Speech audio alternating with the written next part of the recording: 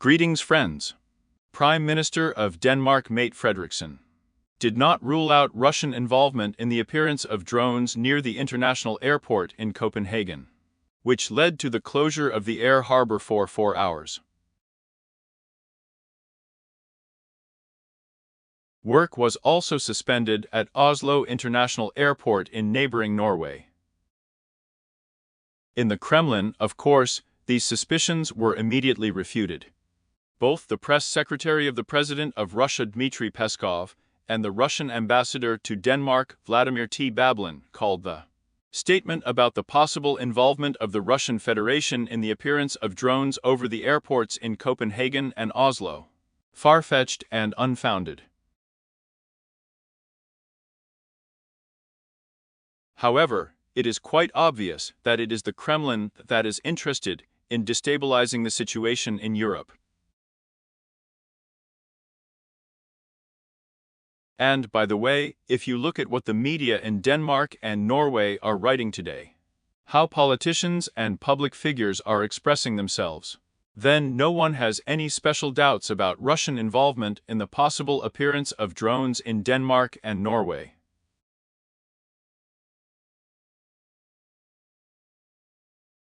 Moreover, even before this actual attack, Russian propagandists said that the response to the paralysis of air traffic in Russia itself should be hybrid attacks on European airports in order to paralyze air traffic in Europe.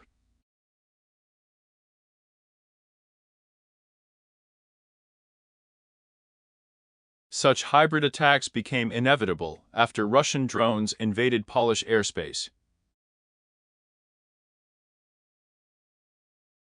And this country had to suspend the operation of several airports at once in Rzeszów, Lublin, and Warsaw.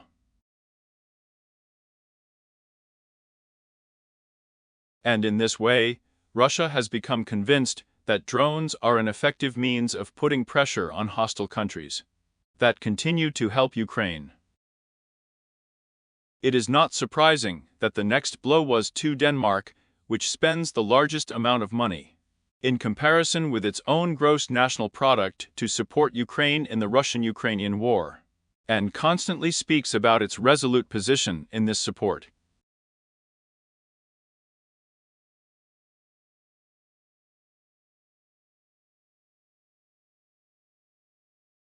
Well, it's clear that this is only the beginning of such hybrid attacks. The West has almost no time to react. There has just been a meeting related to the attack of Russian drones on Poland. Just today, NATO should respond to the appearance of Russian fighters in the airspace of Estonia. And there is already new information about Copenhagen and about everything.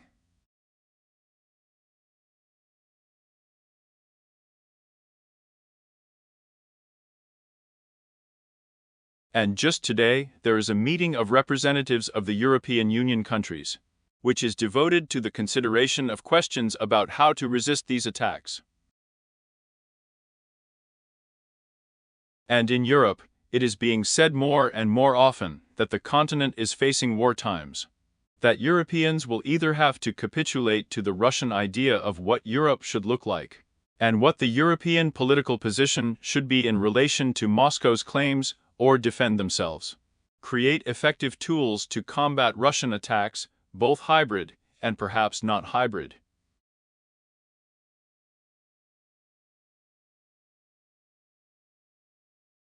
And this is at a time when the United States, led by Donald Trump, is practically evading readiness to support Europe.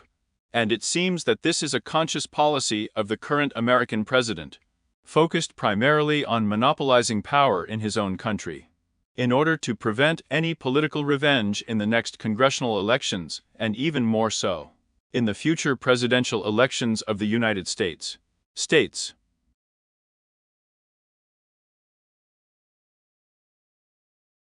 Because it is clear that the victory of any opponent of Trumpism will be a serious problem for Trump and his inner circle. Well, while Donald Trump is interested solely in the interests of his own power and the search for ways to understand authoritarian regimes, Putin may believe that he is able to do whatever he pleases and even more.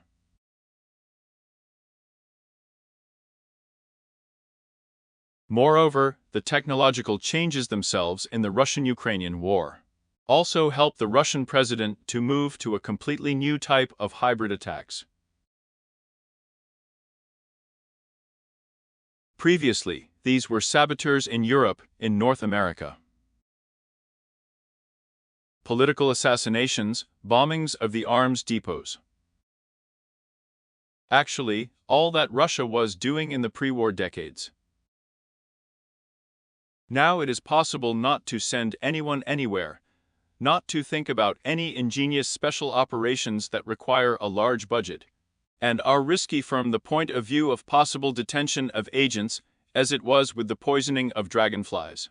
You can simply send drones and then talk with confidence about your own non-involvement in what is happening.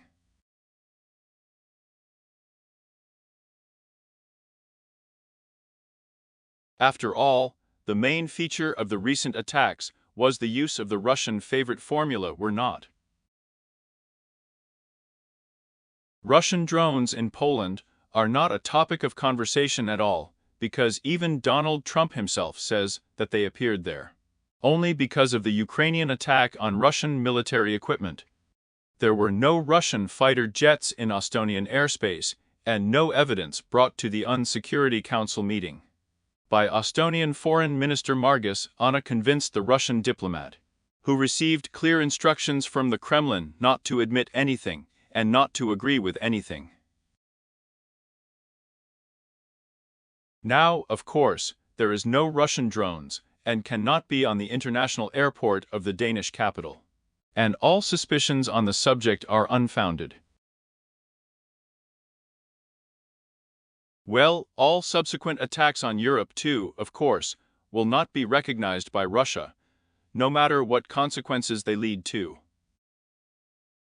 If we are talking about a country that invented polite little green men when it occupied and annexed someone else's land, then we imagine to what extent its political and military leadership can reach cynicism and lies.